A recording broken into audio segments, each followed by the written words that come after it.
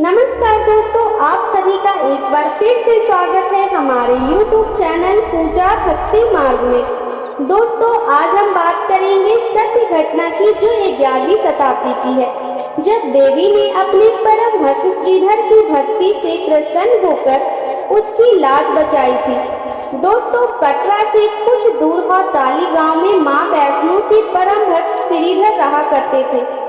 एक दिन उन्होंने नवरात्रि पूजन के लिए कन्याओं को अपने घर बुलाया। मां वैष्णो भी कन्या का रूप धारण करके अपने भक्त श्रीधर के घर पहुंच गए। भोजन करने के बाद सभी कन्याएं चली गई, पर मां वैष्णो वहीं बैठी रही। मां वैष्णव ने श्रीधर से कहा, सबको अपने घर भंडारे का निमंत्रण दे आओ।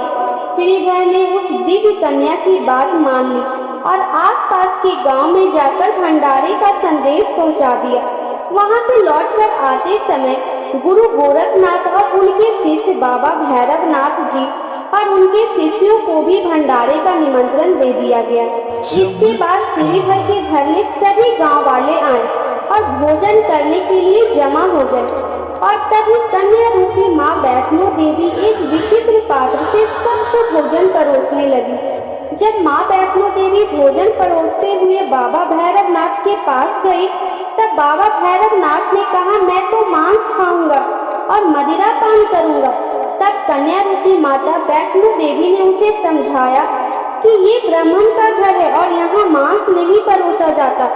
किंतु बाबा भैरवनाथ जानबूझकर अपनी बात पर अड़े रहे। जब भैरवनाथ जी ने उस कन्या को पकड़ना चाहा तो मां ने उसके कपट को जान लिया और माता उससे अपना हाथ छुड़ाकर हवा की तेज गति से वहां से भाग गई। भैरवनाथ भी उनके पीछे गए। माना जाता है कि उस समय मां की रक्षा के लिए हनुमान जी भी मौजूद थे। इस दौरान माता ने एक गुफा में प्रवेश करके 9 महीने तक तपस्या करी। भैरवनाथ भी वहां तक उनके पीछे आ गया। फिर एक साधु ने भैरवनाथ से कहा कि तू जिसका पीछा कर रहा है वो आदि शक्ति जगदम्बा है, इसलिए उस महाशक्ति का पीछा छोड़ दे।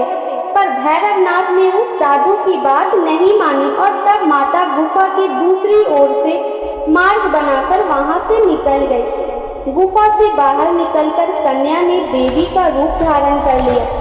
माता ने भैरवनाथ को चेतावनी दी और वापस जाने को कहा, पर वो नहीं माना और तब माता की रक्षा के लिए हनुमान जी गुफा के बाहर थे।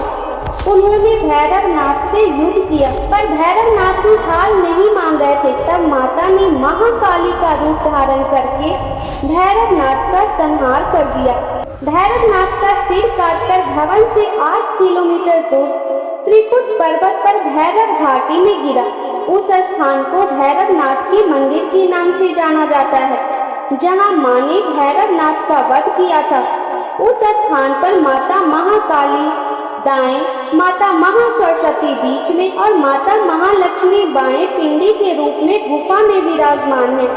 इन तीनों समन्वित रूपों को ही मां वैष्णो देवी का रूप कहा जाता है। कहा जाता है कि अपने वध के बाद भैरवनाथ को भूल का एहसास हुआ और उसने मां से क्षमा की भीख मांगी और माता जानती थी कि इसके पीछे भैरवनाथ की प्रमुख मंशा मोक्ष प्राप्त करने की थी।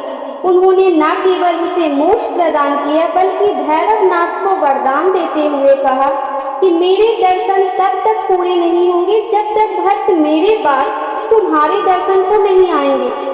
आज भी लोग मां वैष्णव के दर्शन के बाद भैरवनाथ के दर्शन जरूर करते हैं। दोस्तों, जब ये सब हो रहा था तो इस सब के बीच श्रीधर बेचैन हो गए और वे त्रिकुट पर्वत की ओर बढ़े और उन्होंने वहां पहुंचकर पिंडियों की पूजा की और उसे अपनी दिनचर्या बना लिया। देवी उनकी पूजा से प्रसन्न हुई और उनके सामने प्रकट होकर उन्हें आशीर्वाद दिया। तब से श्रीधर के वंशज आज भी वहां माता वैष्णो देवी की पूजा करते आ रहे हैं। दोस्तों, ये थी माता वैष्णो देवी की उत्पत्ति की कहानी। आपको ये कहानी कैसी लगी कमेंट बॉक्स में जरूर बताएं। साथ ही वीडियो को लाइक करें और हमारे चैनल को सब्सक्राइब करना ना भूलें। जय माता दी।